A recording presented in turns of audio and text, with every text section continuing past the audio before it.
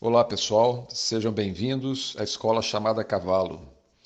A nossa publicação mais recente sobre o tema transições despertou uma dúvida num dos nossos espectadores e hoje nós vamos tentar prestar esclarecimentos. Muito bem, então o espectador Geraldo Júlio, de Mococas, São Paulo, nos fez duas perguntas. A primeira foi: o exercício de recuo pode ser incluído nas transições?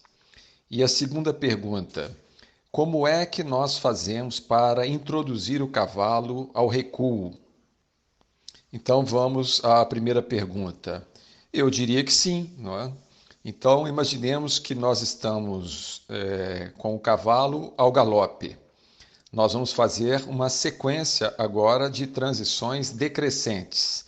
Do galope nós passamos para o trote ou marcha, se o cavalo for marchador, depois para o passo, em seguida ao alto e logo depois ao recuo.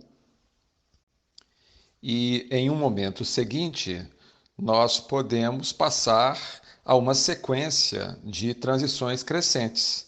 Então, nós estamos no recuo, fazemos um alto, logo em seguida transitamos para o passo, depois para a marcha e ou trote, e logo a seguir ao galope.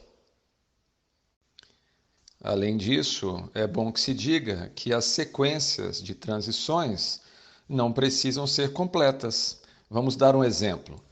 Eu estou com o cavalo ao passo, eu faço um alto, um recuo, um alto novamente, volto ao passo e, se quiser, depois passo para o trote.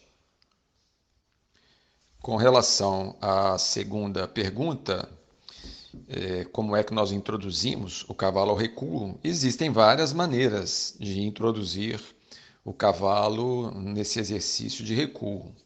Eu vou, obviamente, exemplificar com o modo que eu tenho usado, apesar de já ter usado outros modos no passado, né? Os cavalos me ensinaram que a partir do momento em que a coluna vertebral deles se torna flexível, nós somos presenteados com o recuo. O que é que dificulta o cavalo a realizar esse movimento retrógrado, não é? Ou seja, o recuo? A rigidez da sua coluna vertebral. Então, quando nós submetemos o cavalo aos exercícios que dão flexibilidade à coluna, o cavalo vai realizar o recuo praticamente de modo espontâneo. Um cavalo com a coluna devidamente flexionada, quando nós tiramos dele o espaço de progressão para a frente, seja por um contato de rédeas ou por uma compressão de pernas no seu costado, ele imediatamente vai se predispor ao movimento retrógrado. Então, o que nós precisamos fazer para que o cavalo recue de forma facilitada é tornar a coluna vertebral dele flexível com os exercícios que existem para nós promovermos essa flexibilidade.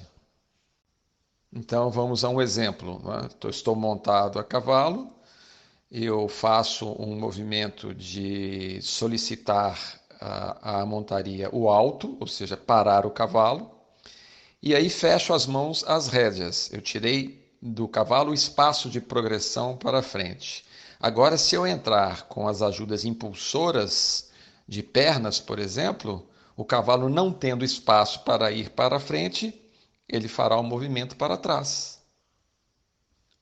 O que nunca se deve fazer para introduzir o recuo ou para solicitar o recuo ao cavalo é puxá-lo pela boca, porque com esse tipo de procedimento o cavalo vai tender a uma reação contrária. Ele vai fazer um peso na embocadura, vai fazer um movimento de reação contrária àquele contato que está sendo dado pelas nossas mãos às rédeas e vai enrijecer a sua coluna vertebral.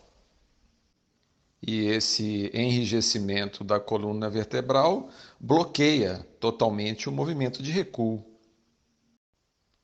Então, a seguir, nós vamos exibir dois pequenos vídeos, um deles mostrando um exercício simplificado de transições, no qual está incluído o recuo, e outro com o cavalo fazendo uma manobra de recuo ao entrar na cocheira.